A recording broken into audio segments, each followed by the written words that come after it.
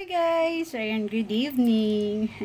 Ayan guys, meron akong food dito ngayon. Ayan, ito yung aking dinner. Ayan, ayan itong ating napakasarap na, guys, special chop suey. Ayan, special chop suey guys. Meron siyang mushroom. Ayan, meron siyang broccoli and carrots. Ayan, healthy nito guys sa ating katawan. Ayan, ito lang naman yung ating kung kayo po yung nagda-diet, ayan, ito lang kainin nyo guys. Napakasarap nito.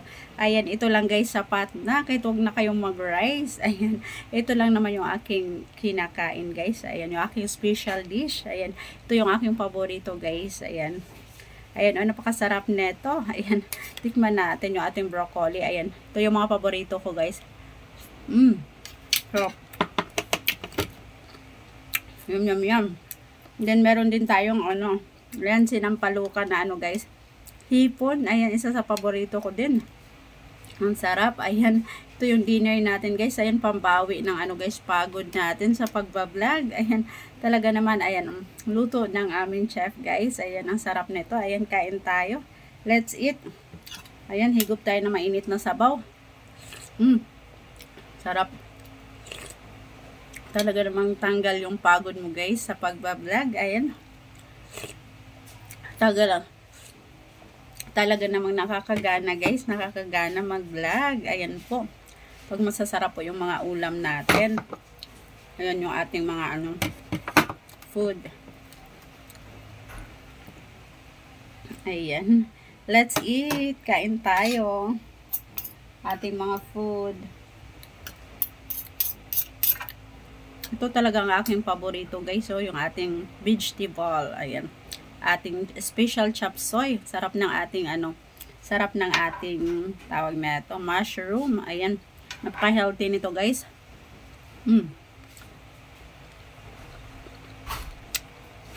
Super yummy.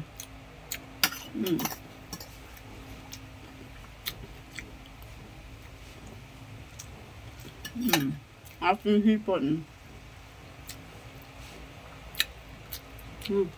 Sarap nitong ating ulo guys. Ayan. Harap sip-sipin. Ating ulo.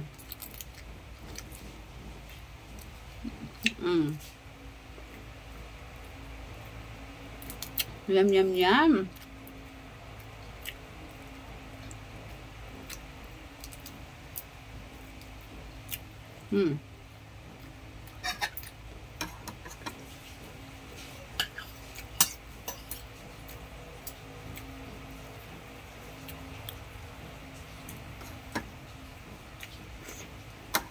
Sarap humigop ng sabaw. Mainit na sabaw.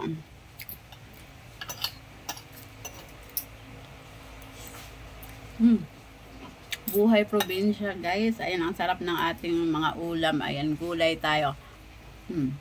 Gulay, malunggay. Malunggay guys. Sarap ng ating ang tamis ng laman guys. Ang tamis ng kanyang ang kanyang guys, ang sarap sip-sipin yung kanyang ulo. Ayan.